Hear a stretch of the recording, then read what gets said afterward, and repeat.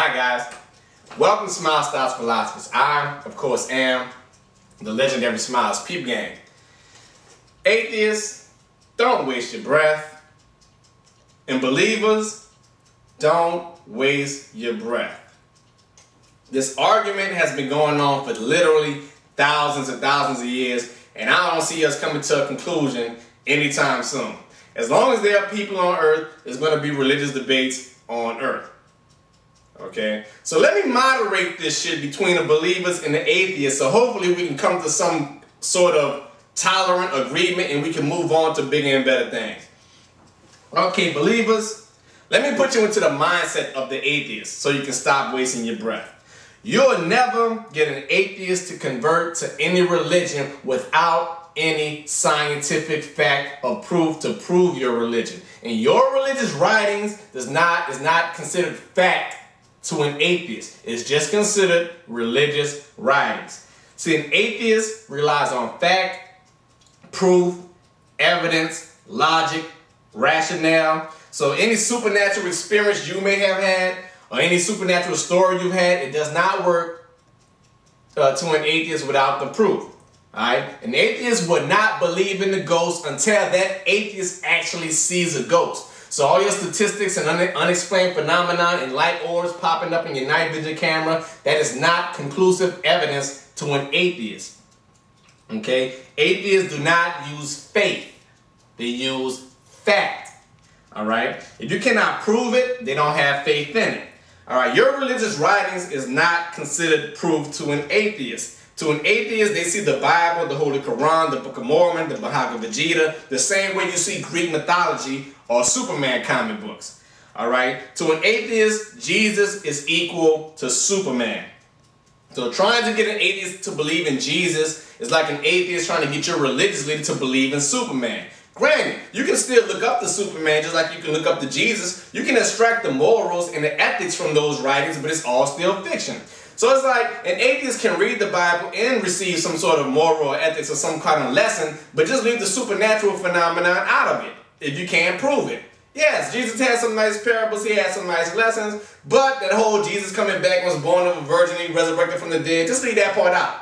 Just like Superman comics. Alright, we can take a Superman comic, read it, get the morals and the lessons out of it, but that whole coming from Krypton and Kryptonite, all the action involved, we don't really need that. That's all fiction. It makes the story a whole lot better, but it's still all fiction, so don't really get into it. Okay, atheists are not evil or bitter. They're just aggravated. And one of the reasons why they're aggravated is because believers are bombarding them with all this stuff, trying to get them to convert without any fact or evidence. That's what an atheist wants. They want fact, they want evidence. If you cannot prove it, don't approach an atheist. And to be honest, this goes for all religions from Christianity to Scientology. You can't prove all of it to be fact. Yes, I believe historically some of the stuff in the Bible did happen. But all that supernatural phenomenon that you can't prove, let that go. That's not going to be a convincing argument to an atheist. So don't waste your breath. Atheists do not hate God or Jesus or Allah because they do not believe they exist. So to say, why do atheists hate God is false. That's a false statement. Atheists don't hate God because they don't believe in God. If anything, atheists hate the way people are so misled by faith healers and pastors and all this without no concrete proof.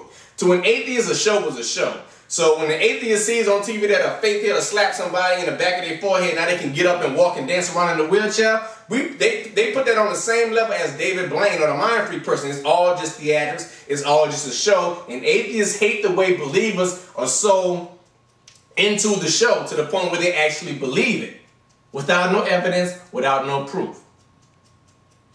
Atheists, let me put you into the mindset of the believer. Okay, you would never change the way a true believer thinks just by making a logical argument. Especially if the argument makes sense. See, to a believer, he has a storybook mindset.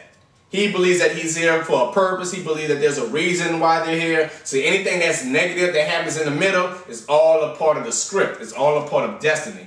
Everything happens is for a reason to an atheist, and if they can hold on, to a believer, and if they can hold on to their faith, they'll have a happy ending. So, if you try to convince a believer that his belief is ridiculous, he just believes it's a test of faith. The believer believes that you trying to convince them to disavow their belief is a test from their higher power. Like you were sent there from their higher power to try to break their faith. That's how they see it. They see it as a test. And the more convincing your argument, the stronger their faith becomes. So the more logic you use to try to get a believer to disavow all of it, they just think it's a test of faith. All right. So their faith is gonna be stronger. The more convincing your argument, the more stronger their faith becomes, because they think it's a test. That's their mindset. They believe that the test is to try to believe that their God can do the impossible. So the more fact that you give them to prove to them that some of that stuff is impossible, in their mind they're just saying God is trying to tell me that I have to believe he can do the impossible.